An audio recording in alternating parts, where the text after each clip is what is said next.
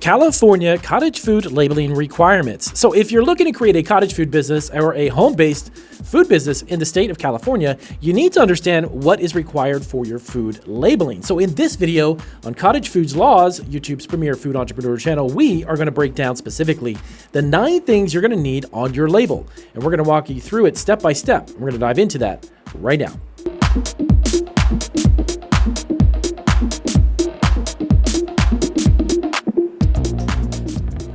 All right, so welcome back to Cottage Foods Laws. So as we mentioned in the introduction, we are going to give you the 9 specific things you need to have on your food label as we break it down for you step by step. And now, keep in mind that everything that you make in your cottage food operation, of course, has to be approved and it has to be non-potentially hazardous food items.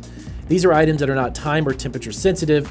And of course, we have plenty of videos here on Cottage Foods Laws. If this is your first video, make sure you hit the subscribe button and the bell notification so you get notified of all of the videos as we upload them each week. So let's get right to it, guys. We're going to break down specifically what is on the label. So here is the label right here. All right, so here is the sample of the label. So the first thing, number 1, you need to have the name of the product. So for instance, on this example, this product is a chocolate chip cookies. So if you're making cakes, if you're making white chocolate macadamia cookies, or if you're making trail mix, the name of the product needs to be the first thing. Number 2, you need to have a disclaimer stating that it's made in a home kitchen. Now, this means specifically that who's ever buying the item will know that this product is specifically made in a home kitchen. It's not commercially produced, it's not mass produced or manufactured, but from your home. All right, third, you need to have the name of the company. So for instance, this happens to be Sarah's Cookie Company. That would be the third line down on the label, that section right there.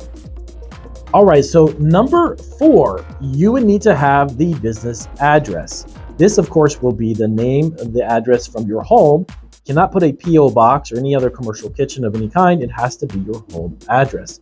That is line 4. Now, line 5, you need to have your permit number. This will be the number that will be issued to you by the actual county or the city in regards to your cottage food operation. And the permit number goes just below the business address.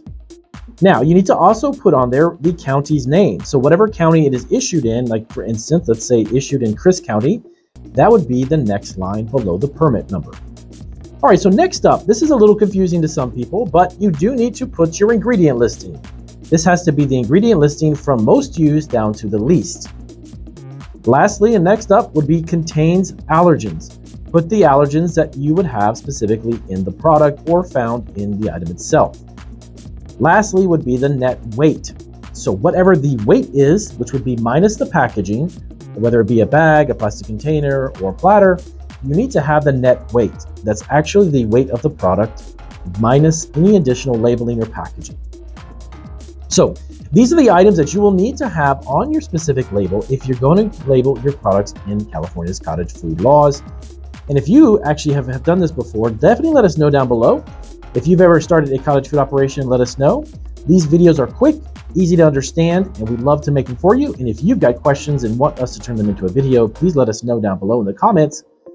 And we'll see you on our next video here on Cottage Food Laws. Now, if you need any additional information, check out these resources here. These will help you understand a little bit more about what you can do under the cottage food laws in your state.